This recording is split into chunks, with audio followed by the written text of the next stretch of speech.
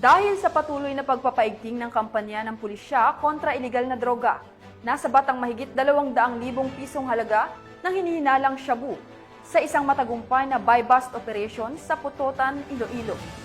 Magbabalita dyan si Patrol Woman Lynette Sablon.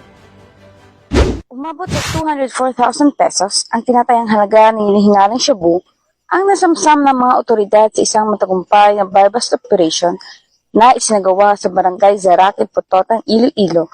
Ito lamang 25 ng Hunyo, taong kasalukuyan. Kinilala ang suspect na si alias Saddam, 34 na taong gulang, lalaki at residente ng nasabing barangay. Ayon sa ulat ng Putotan Municipal Police Station, nakumpiska mula sa suspect ang 7 heat seal transparent plastic sachet na naglalaman ng inihinanang shabu na may kabuuang timbang na higit sa 30 gram.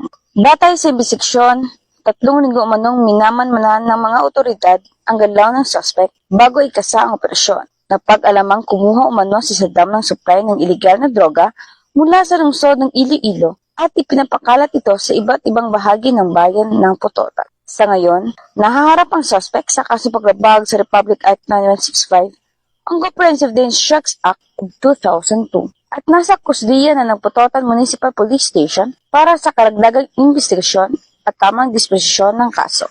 Patunay ito ng patuloy na dedikasyon ng Philippine National Police sa paglaban sa ilegal na droga at sa pagbibigay ng ligtas na pamayanan para sa bawat Pilipino. Mula rito sa Western Visayas, ako niyang tenant correspondent, Patrol Woman Lynette Sablon, alagad ng batas tagataguyod ng Balitang Pulis.